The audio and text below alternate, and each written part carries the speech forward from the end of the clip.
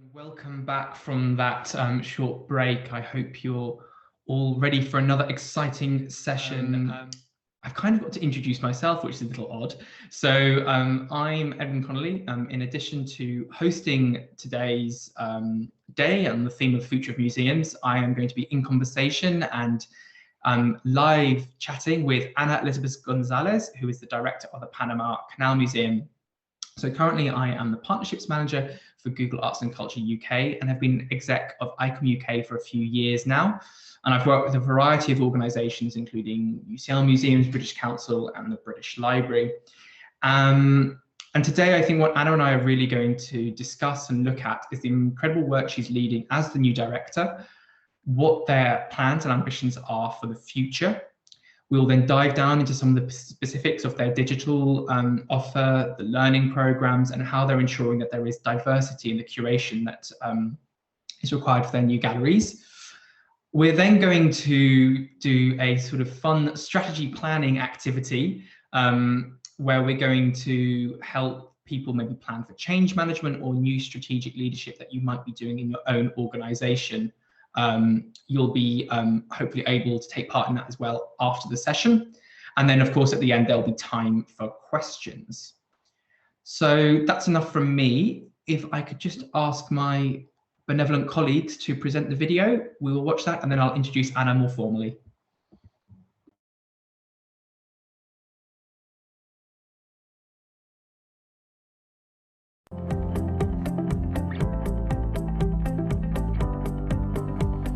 Hello, my name is Ana Elizabeth Gonzalez and I am the director of the Panama Canal Museum, el Museo del Canal.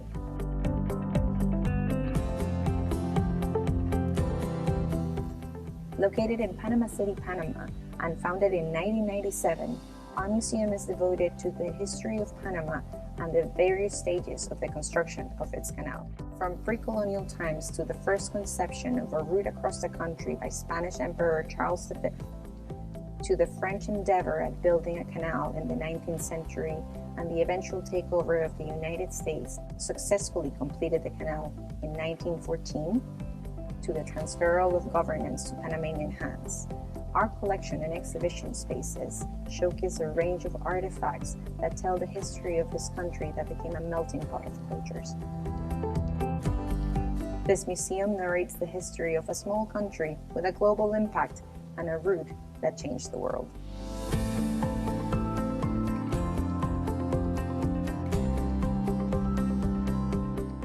We're now in the second floor of the museum, where some of our permanent exhibition spaces are being renovated.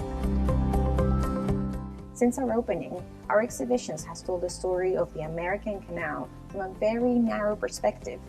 The Americans took over from the French effort to undertake the gigantic task of building a canal through Panama. However, our exhibition told it from solely the American perspective, in how they governed and administered the canal and its construction and the gigantic feat that it entailed. However, it ignored the voices of people from 97 countries that came to this tiny part of Latin America and created a multicultural hub during those years. Since this was American territory, laws imported from the United States established segregation and discrimination policies to anyone who was not a white American. Therefore, all the people coming from the West Indies, China, Philippines, India, and so many other countries were discriminated against and not treated as equal. The purpose of this renovation is to ensure that we expand the narratives that we currently have in our exhibition, and ensure that we showcase also the segregation laws that are not taught and discussed in our country today. The gold roll and silver roll were racially coded payroll categories of workers employed by the U.S. builders of the Panama Canal. After they took over from the French construction project, skilled workers and management staff were recruited almost exclusively from the United States. By contract, these U.S. employees were paid in gold-backed U.S. dollars. However, nearly 40,000 laborers were variously sourced, the great majority who came from the West Indies. Their wages were paid in local silver-backed currency. Not only were the payrolls completely different for similar work, their socioeconomic aspects in respects of housing, recreation, transportation, and the health services, for instance, were also organized around this distinction. Even post office featured a segregated gold roll and silver roll sections. The system evolved out of a less rigid racial practice under the American-owned Panama Railroad and the earlier French-led Canal effort. Through our new exhibition, we want to exhibit the daily lives and the costumes of all these people who came from so many different countries, finding their way in a new territory. Many voices will be heard also of the unsung heroes that fought for the human rights of the segregated. Our collection pieces will help us tell their story. We're also developing a virtual experience and including a much more digital presence in our exhibition spaces so that our audiences become more engaged and become participants of the history they're learning about. We seek to break down barriers, stay tuned with new dynamics, and actively listen to people's voices in a much more inclusive way in order to generate connections, learning, and closeness. We will use this opportunity to inform the public of the many aspects of segregation and racism that permeated from the 19th century onwards and have rippled through history to the present day.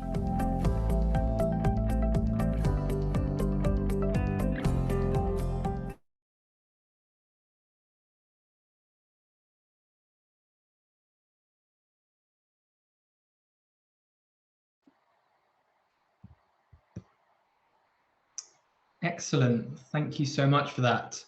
Hopefully you can see us now.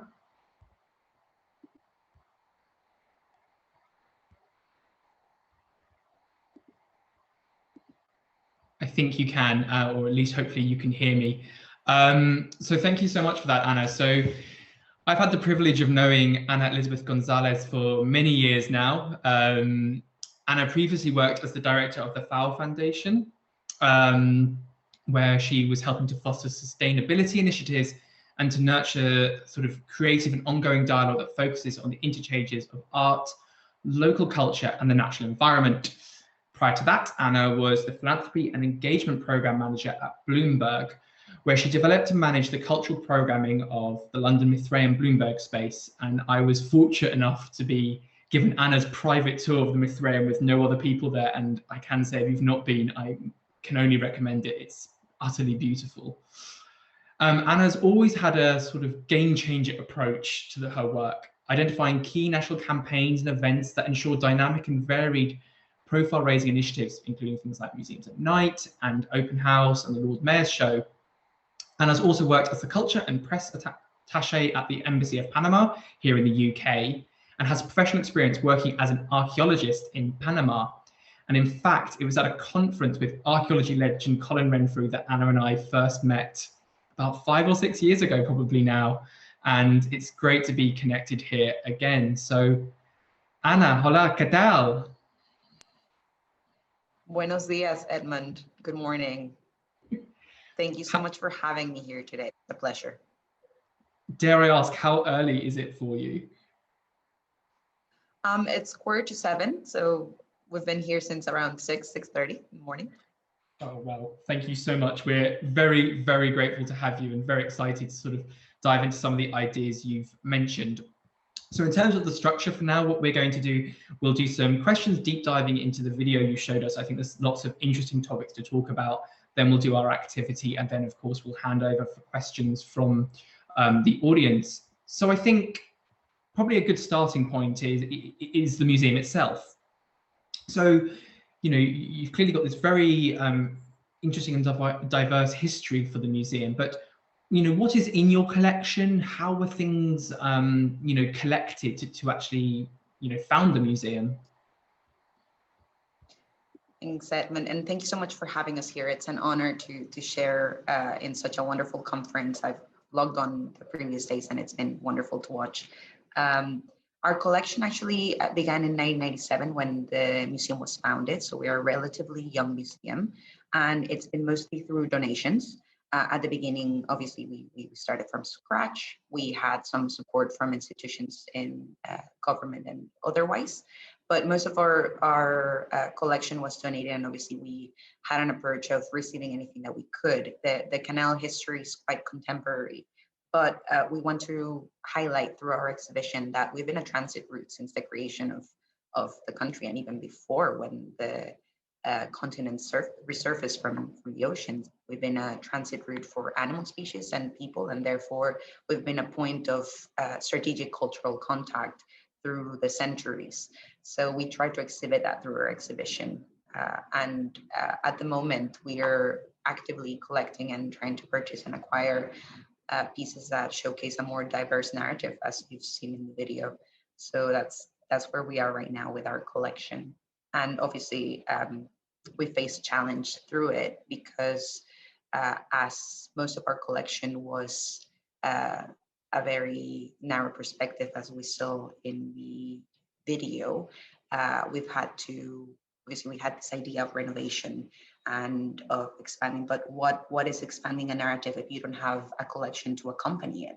So we've been looking from research and documents and photographs and pieces that can help us tell all these stories that we're trying to include in our exhibition. And we've reached out for international collaboration and cooperation locally as well with the wonderful West Indian Museum of Panama, who has been extremely kind in loaning us and donating some pieces and photographs that we can use in our exhibition. But of course, the work has just begun. So any people watching that think of any research or collection that might add to ours, feel free to get in touch. No, that's great to hear. And I think it's always nice to have a call out to the international sort of museum community, because ultimately we are a network, and that's definitely what, you know, ICOM's here to support and be lent on for. So kind of to your point about, it's interesting that you're sort of doing contemporary collecting for a historic narrative.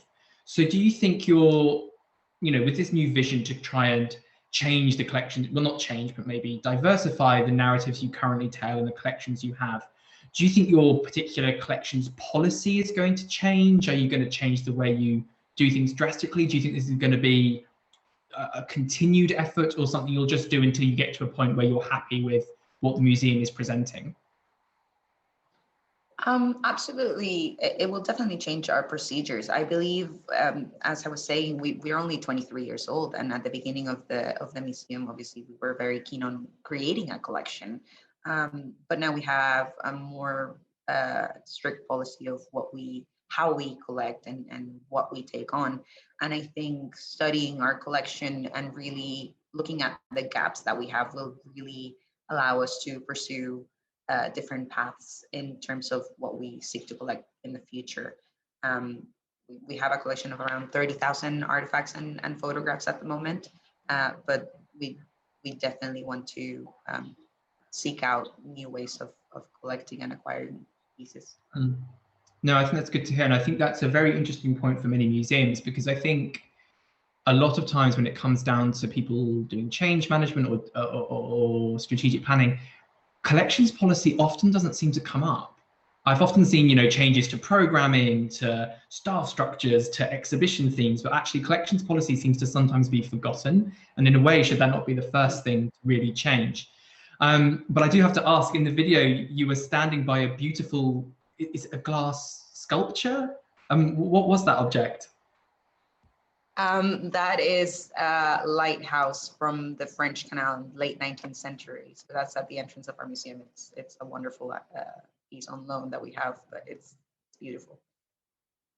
No, it's stunning, and I think it speaks kind of attests to the actual diversity of everything that you've got. That you've got these architectural glasswork through to, you know, those sort of archival pieces as well, which is quite, I think, exciting, and definitely allows you to paint a richer picture of your collections.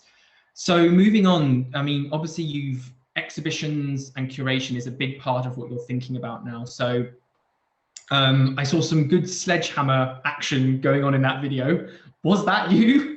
That looks like a very major project. I mean, what's being done and what's the final vision?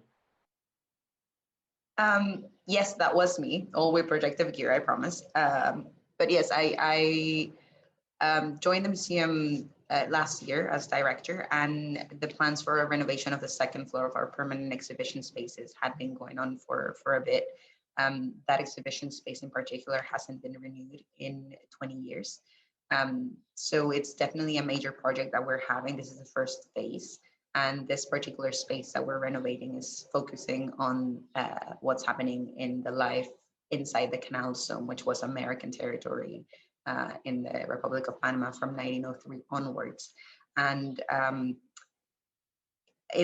the final vision is to really have this diverse perspective permeate the rest of the exhibition. Our exhibition begins with pre-colonial times, so we have archaeological artifacts. It goes through to our Spanish colony times and all the way to present day. So we really want to emphasize on how these narratives are not unilateral and expand them to showcase specifically the one now, the people from 97 countries that came to build the Panama Canal and how they lived and the experiences they had, because it's a conversation that's not really been had in the country, and it's something that we really want to explore and research more about and be able to offer people. And actually to that point then, so you also showed, because I think often when people think about dual or even more narrative sort of collections and curation, often digital is seen as the solution. Whether it's a solution, I think we can maybe discuss, but obviously you showed us a really cool sort of tech element that you have that's both in situ but also mobile and using QR tech. So I was wondering, could you tell me a bit about that? What is that allowing audiences to do, and do you think that's again something that's going to be a permanent feature of the gallery? Absolutely. We're quite excited because we really want to engage the public in the history they're learning about.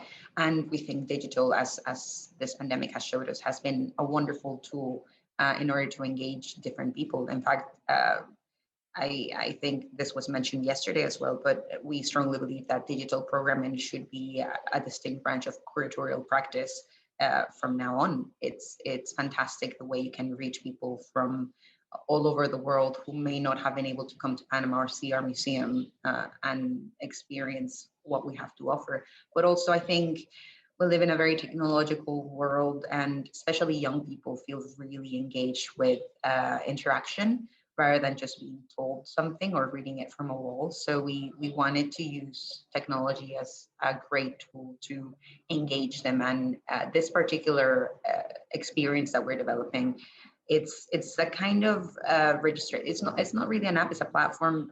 We've discovered that people don't really download apps anymore a lot in their phone. So it's a digital platform that scans a QR code at the beginning of this new exhibition space, and it allows you to register as if you were going to be a worker of the canal.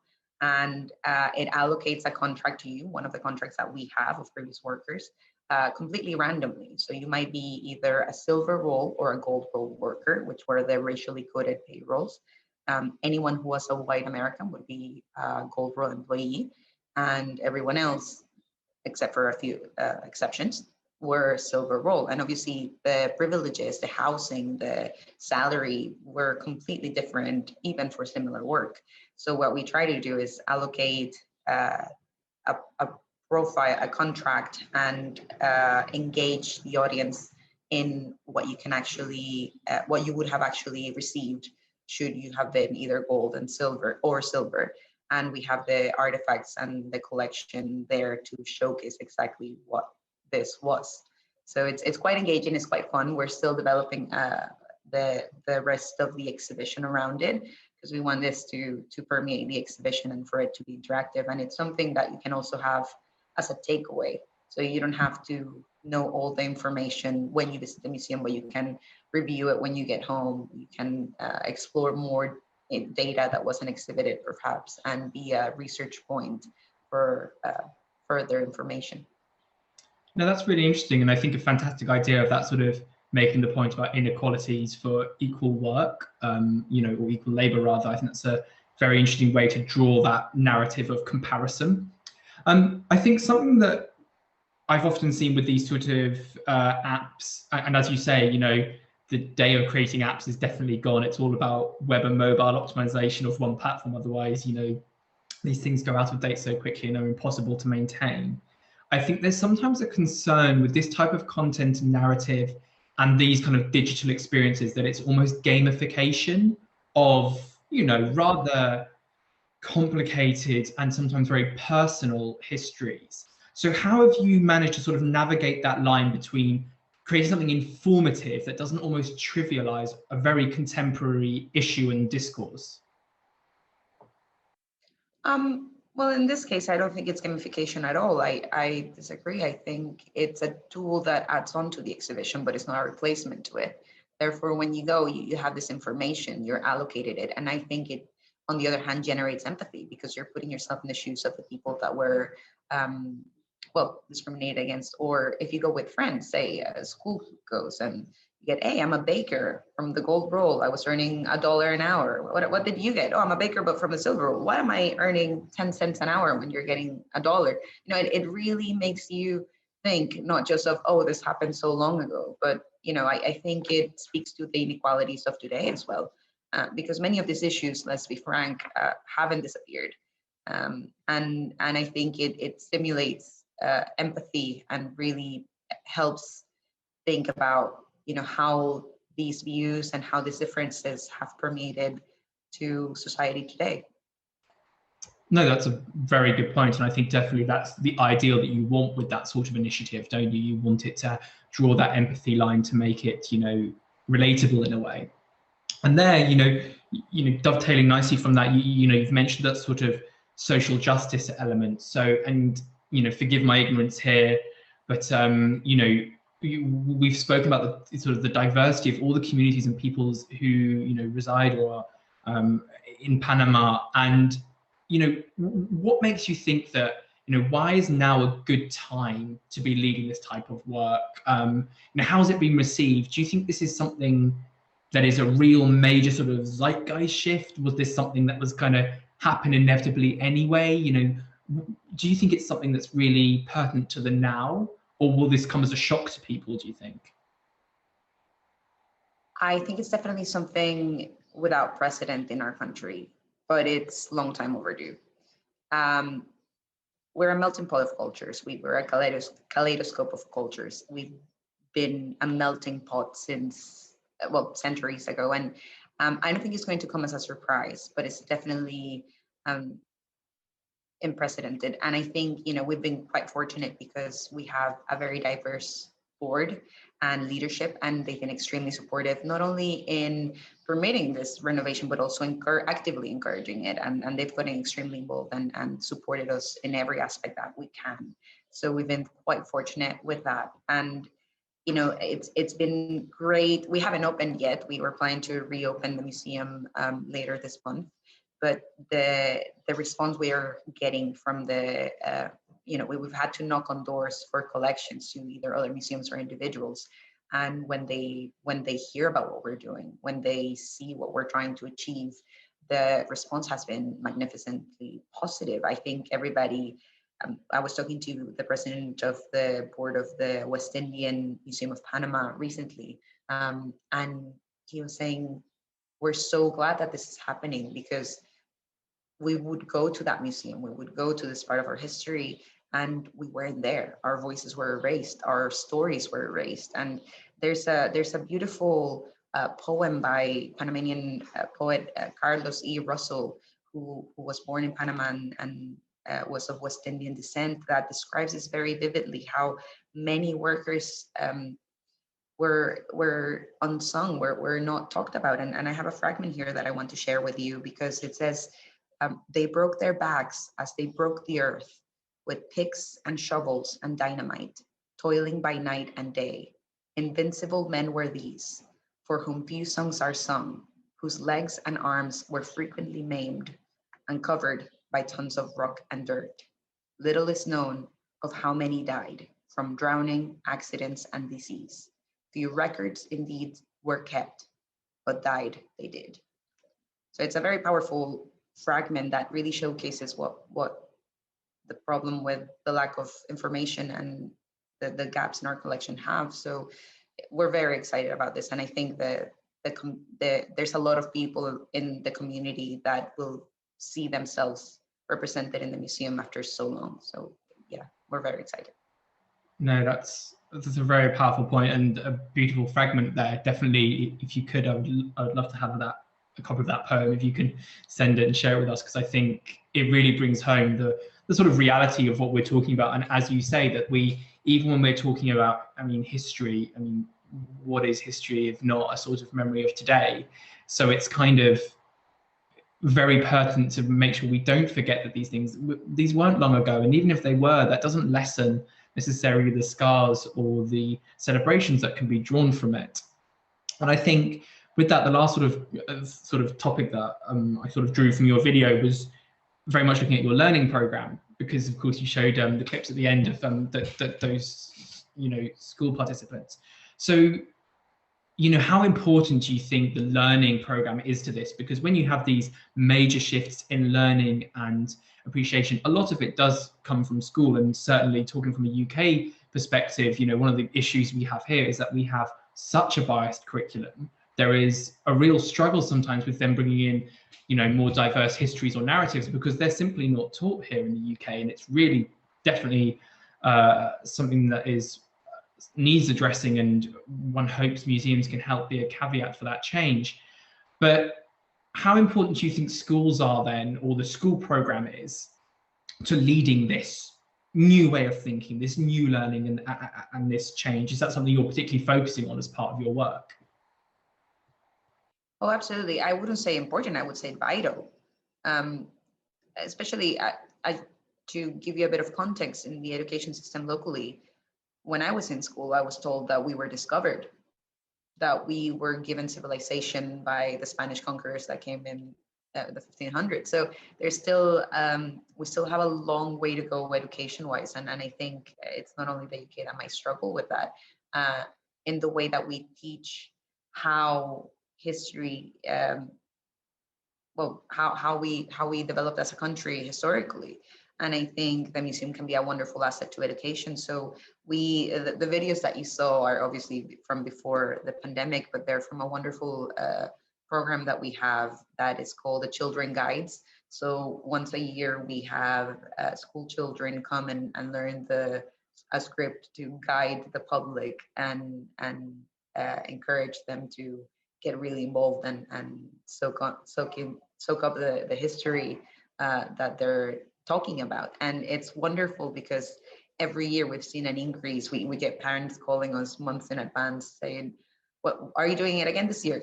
My children really want to go again." And they really love it. They bring their friends, their school friends, their neighbors, and it really shows you how the museum can be such a fun and a fun learning space for them. And if these conversations start happening, and I think we obviously have to tailor the content so that kids can really comprehend what we're talking about. But I think these conversations definitely need to start from very early on. We also have an outreach program to bring schools that are from less privileged areas. And I think obviously this year our school system is not physical, it's digital, but that's why we're developing also a digital space for tours and be able to engage them in a way that in the past we haven't been able to. But yeah, in short answer to your question, the educational learning programs that we want to develop alongside this are vital, because that's where I think change happens. No, thank you for that. And actually, I think that student school guide program sounds fantastic. I hope that's something, not to steal your idea, but that's the best form of flattery, isn't it? I think organizations should emulate that, because I think they can credit you. But I think it's a very good point, because I often feel, and I've had the privilege of working at a lot of organizations where the schools offer is phenomenal, and it's incredible. And you see, I think the biggest sort of ROI, you really see it with school kids, because when you see a child draw a connection or suddenly have a sense of belonging, that's really what you're trying to do here. That's what we're all hoping to achieve. And I think it's the thing that I worry, though, is that sometimes these school programs they finish when the session ends. You've had your hour of seeing yourself in history, and then we're done. But to do what you're doing and actually say, no, we should interpret this, and we should hand over that ownership. And this is one of the themes that came from the earlier chat that Tonya had with you know, this relinquishing a bit of control. We've got to let other people into our spaces and to start reacting to them. Of course, you can still support them, and, you know, fun as it would be to have, you know, the kids running wild, you can still help structure it. But that gives an element that is so wonderful and I would say needed. And I agree with you, it's vital. I think, you know, and it's vital that we take these steps to make these changes. So I can but applaud all the initiatives you're leading, considering you've been in post 6 months, 7 months? I think 8 now. 8 months. See, laughing, that's tons of time. But no, I think that's a great point you make. And what we're trying to do with this exhibition as well is ensure that, of course, you need contextual information, but you don't need to provide all of the information. What we're trying to engage is in critical thinking, in making people want to learn more, and make people research more. And there are gaps on the things that we know. So to question themselves, why is this not documented? Why is this not told? What's missing? And even encourage, we want to develop a research center as well in the museum, and even encourage people to come and do the research of the parts of history that we still don't know about. So it's definitely not about providing, as you were saying, all of the information, but letting them, you know, make their own interpretations and also questions, and leave them wanting to know more. Well, I've just seen in the chat that some people have said how they have stolen your school guides idea. So you've got to see here already. Right. That's fantastic. Absolutely. Well, thanks so much for that. And I think what we'll do is we'll wrap up the kind of interrogation of all your wonderful initiatives here, and we'll now get to maybe an activity that Anna and I are going to do, and maybe it's something else that those of you on this call can steal as well, because I think what Anna has, and sorry to sing your praises in front of you because I know it's a bit embarrassing maybe, but I think what you've done so well is come up with you know, real action points, but they're led by a vision. And I think a lot of, not just museums, but, you know, general cultural sector struggle with that sort of, you know, why are we doing what we're doing? What do we actually want to achieve? And I think people can sometimes get a bit bogged down in this, who, where, what, the logistics, before thinking about big picture. So what Anna and I are going to do, hopefully this will all work. We had a dress rehearsal last night, so fingers crossed. We come up with a little game that we're going to ask each other a few questions. They're kind of quick fire questions. They were kind of inspired by, I don't know if you've seen those sort of Vogue 70 questions type thing. So they're very fun little questions that we can answer in a soundbite. But the idea is that they're actually helping us plan our strategy a bit, you know, thinking about what our vision could be for an organization. So we're going to run it, and then at the end of this session, we will be able to share with you Anna's and my vision for the future of museums. So nothing too ambitious for 15 minutes. So with that said, Anna, would you like to go first and ask me the first question, or shall I ask you? Let me just pull up the deck. I can ask first. I've been talking a lot, so it's your turn now. So we have 4 colors. We have yellow, red, green, and blue. Which color would you like to go on first? I'll have a green question, please. Okay. It says, one thing you want to see a museum never do again. Oh, we're starting there. Only one. One thing I never want to see a museum do again. I think something I'm getting a little bit tired of, and I know I'm not the only person to feel this, is I think museums do a lot of great work about supporting diversity and championing inclusion. But what I'm a bit tired of seeing is these programs that revolve around a sort of PR or marketing moment. And that's not to be disparaging, it's just, you know, something that you see. So for example, you know, we're in Women's History Month right now. Well, as far as I mean, and obviously we should celebrate that, but as far as I'm concerned, every exhibition initiative should celebrate women and indeed people of all identities. Same for obviously Black History Month and Pride. You know, I think it's great to use those moments maybe as a springboard, but really that should be something that permeates, I think, everything you do, whether it's a exhibition, an event, a schools program. You should be thinking about, what lens am I putting on this? What people have I not included? And I think there's also the kind of theme of today that I'm sort of sensing, this relinquishing control. If I don't have that knowledge and you know, that lived versus that learned knowledge, how should I get that? How can I allow people to do this programming to help make it something that I don't, you know, just do once a year because there's a bit of a push around it?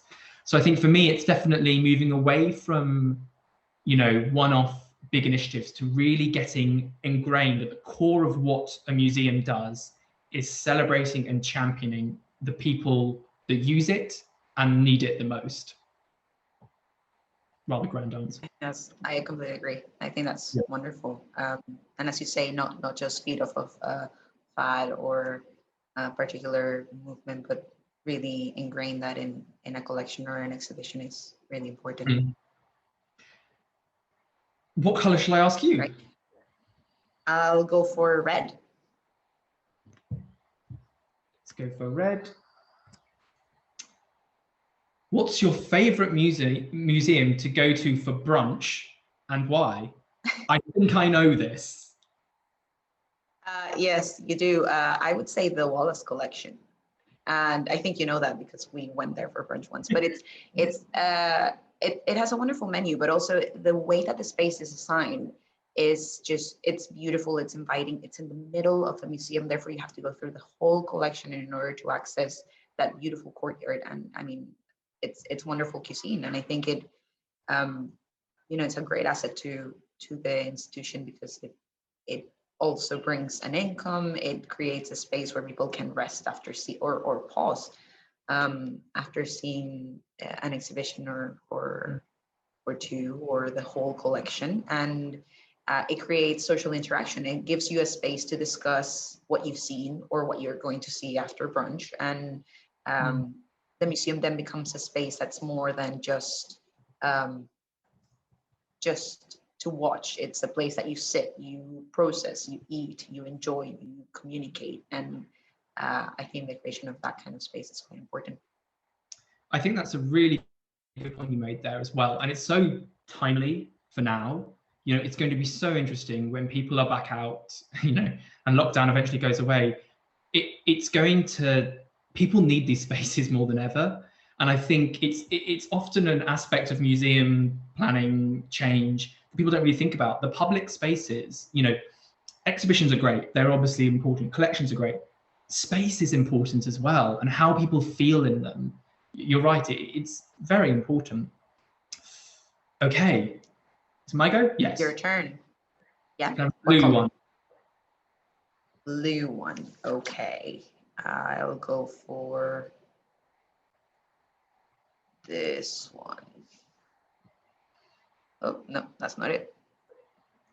It says, name an exhibition topic or subject that you're surprised no one has done. Why should it be? Ooh. There's been some good exhibitions, actually. Okay, I think a topic, it has been done, but I think there's a new angle to be done on it, is I'm sure many, I think, I'm not sure if you got to go to it, but I'm sure many people on this call right now did. The Imperial War Museum did a fantastic exhibition on sort of iconoclasm, and a really, and I mean fantastic in its sort of harrowing sense, but educational sense, and about the destruction of obviously archaeology and antiquities, and how that has sort of, why that has been such a monumental now in the 21st century. And I think that's such a good, a really powerful topic to explore because it's so contemporary. But an exhibition I'd love to do, and maybe I should have tried to get it off the ground when I was at the British Library, is I think there's a really interesting angle when you consider libraries in that area of iconoclasm. Because often people think about, you know, obviously the harrowing scenes that we see from like Palmyra and the damage to archaeology. But it's interesting that if you think in history, actually, if one talks of destruction of knowledge and culture, I mean, of course, what springs to many people's minds, I'm sure not everyone's, but it's the Library of Alexandria. You know, whether it was destroyed or not, whether they meant to do it, let the classicists argue. But I think it's interesting that that's used as an analogy. And then you think throughout history, I mean, You go, fast forward a few thousand years, you've got Cromwell destroying books left, right, and centre. I mean, even to the now, if you think about the sort of, the really, painful histories that we've seen at Sarajevo and Bosnia-Herzegovina, the university library has a plaque on it that says, "Do not forget, remember, and warn." Libraries are at the heart of this discussion about destruction. And I think it's interesting where we maybe go beyond trying to understand it, trying to deal with the scars and the pain of what we see, to thinking, how do we remember it now? Is it this sort of fabled at Library of Alexandria, did it not happen? Or is it this Sarajevo plaque that brings it home that is so painful but needed? So I think something like that. So an easy topic. Someone out there, I'm sure. Absolutely. I'm sure someone out there should take on.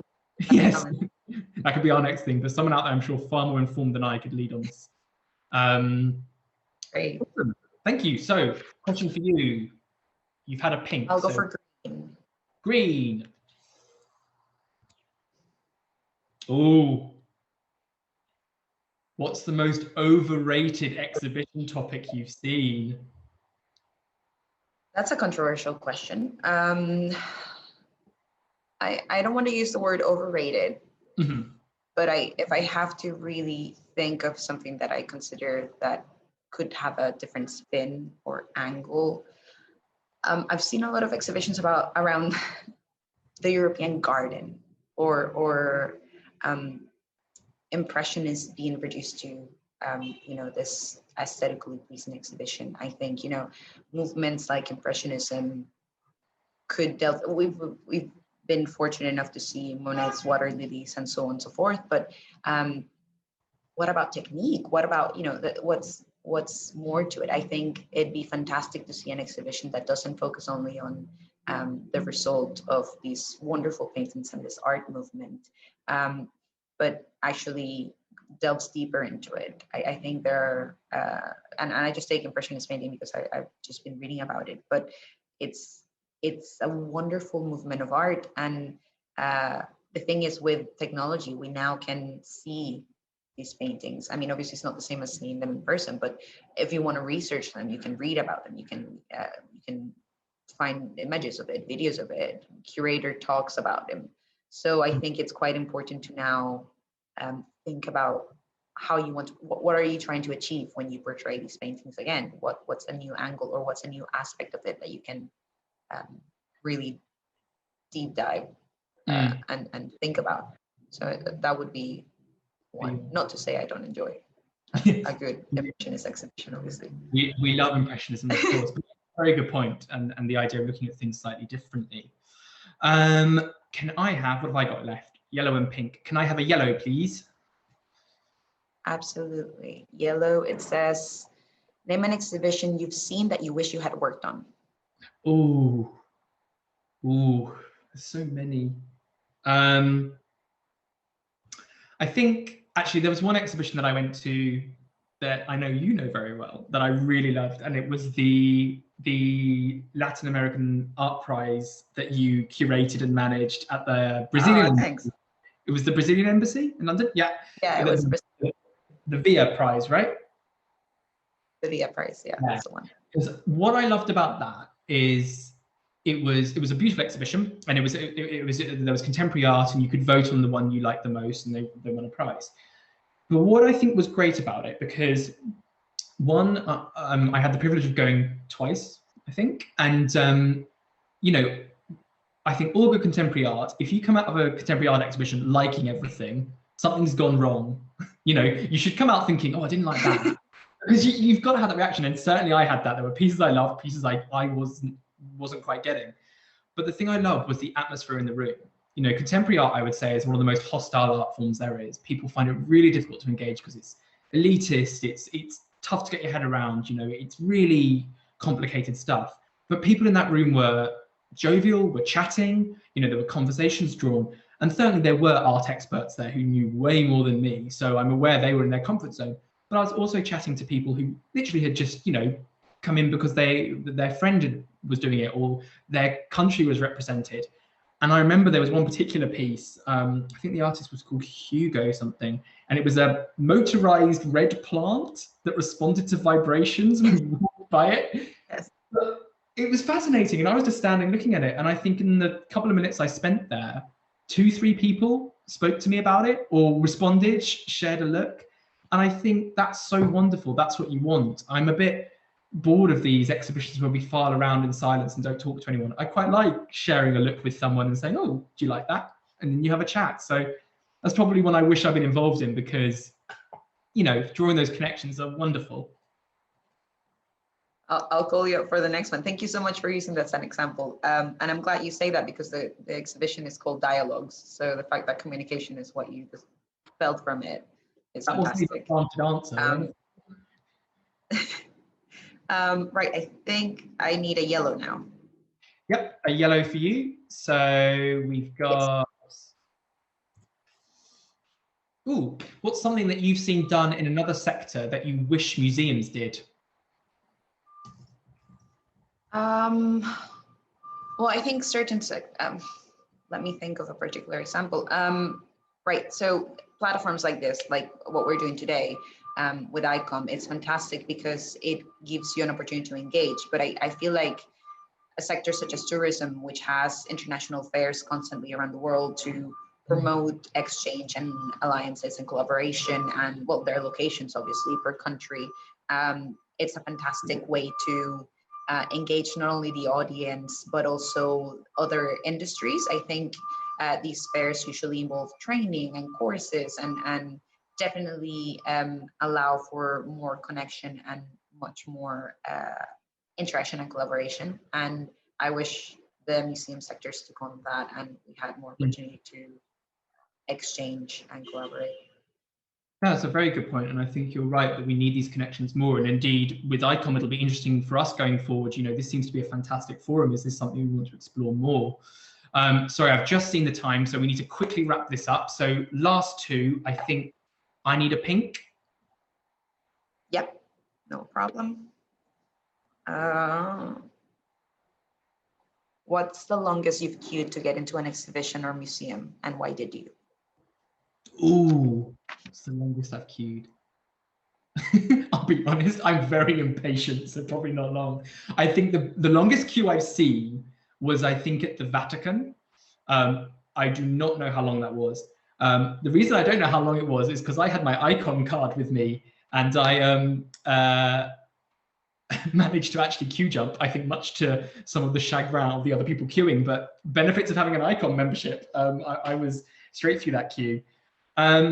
So I've not really queued that much because, as I say, usually I'm a member or ICON get me in, but actually somewhere where I did see a queue that just was interesting and sort of reflective for why people were willing to wait in the wet and the cold was when I was at the British Library, because I remember people, you know, would queue, you know, for half an hour or so before the library even opened.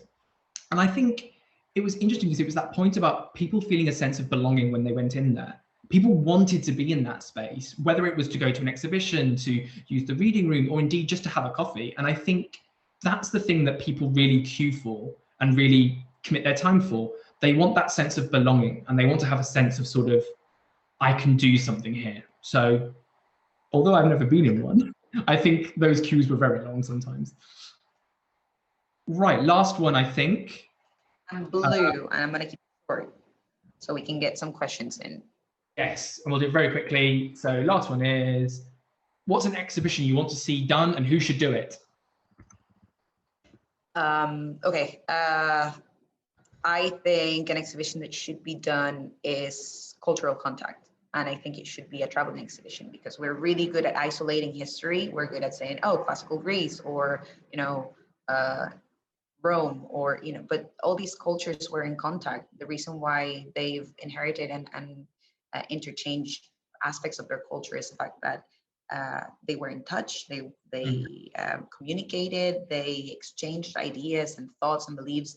And I think we tend to focus on history as an isolated incident in a geographical space instead of seeing how it permeates and develops. So I would say a traveling exhibition about cultural contact. Awesome, speedy answer. Thank you so much, Anna. So that's kind of wrapped up our our sort of Q&A here, and we'll go to some of the questions from the floor. But just quickly, so with this little activity that Anna and I have just quickly done, I'll read out Anna's vision for the future according to this highly quick 15 minutes. So Anna wants us to do more of drawing cultural contact across cultures and think about using traveling exhibitions as a way to draw these connections. Something Anna wishes we had done more of was emulating the tourism sector and think about international fairs and conferences that allow people to engage and draw connections. Something that we should do more of is make beautiful spaces in the center of the collection that creates a space for rest and pause, create spaces for discussion. And something Anna wants us to not do anymore is think about moving away from exhibitions that rely on the expected, e.g. think about how we can use tech maybe to reconsider artworks. So this was a very whistle-stop tour of a little strategy planning activity you can do. We can of course share this if it's of interest. It's just a deck of questions and you fill out the boxes so that you have 4 provocations to plan your strategy.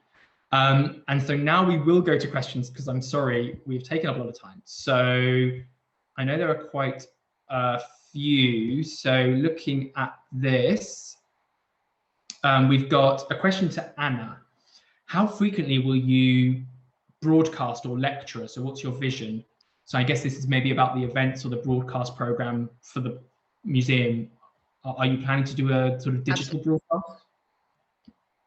Yes, so at the moment we're working on this year's programming, but we tend to try and engage and broadcast once or twice, once every month or once every 2 months. We had a great November it's a very heavy month for us in terms of broadcasting and programming because it's all the independent states are around that month, and May as well. So we have a lot of May and November, but in the meantime we try and engage the public once every month at least with an expose. We have a book launch coming up in April and a few other surprises along the way. And this year marks the 200th anniversary of our independence from Spain, when it stopped being a colony. So there's a lot coming on around that in November. Fantastic, and hopefully we'll get to do more with you through ICOM as well. So plenty more to come, I'm sure. And then we've just got one more question, which was, how have you been working with other museums in countries from where the laborers you've mentioned have come from? For example, Barbados, where it was estimated that 10% of the population worked on the Panama Canal. Absolutely. Barbados, I think, was the largest presence in the isthmus from the West Indian territory. We had around 19,000 out of 44,000 laborers from abroad came from Barbados. We've sent call outs internationally. We've talked to DLOC, the Library of the Caribbean, and we've tried to engage with also government officials because they have the actual records. So we're definitely engaging. Most of the records, actually, interestingly enough, are from the United States. So we're also engaging with the University of Florida, who absorbed the Panama Canal Museum that was in Florida, because obviously all these records were documented by the United States when the people came, but we are definitely engaging with international museums. In fact, one of the institutions we engaged was UCL, because they put us in touch with several, actually Subhadra, who was here on the first day, was kind enough to put me in touch with several people, as these were former British colonies. There's a lot of information in the UK about the labor and the letters, actually, brilliant and exquisite letters that were sent to the consul and other institutions to ask for help in the difficult situation that people from the West Indies were in. So yes, we're definitely looking for more collaboration and information and support from abroad. Definitely. Well, that's a sort of fantastic note to end on, because I think something that we would be keen to keep working with you on is, of course, we are an international network of museums, and certainly in terms of the call out for support, I'm sure we have many people who'd be happy to engage and support you further.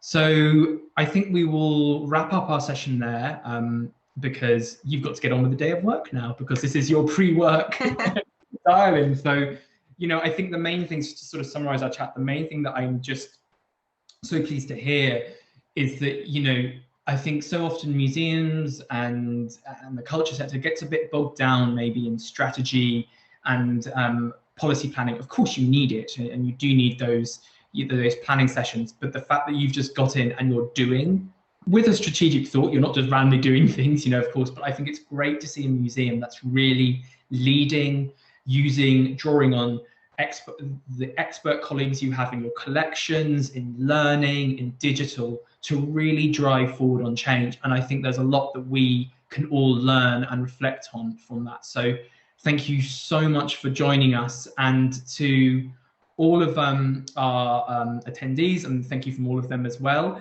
We're now going to have an hour and a half break for lunch.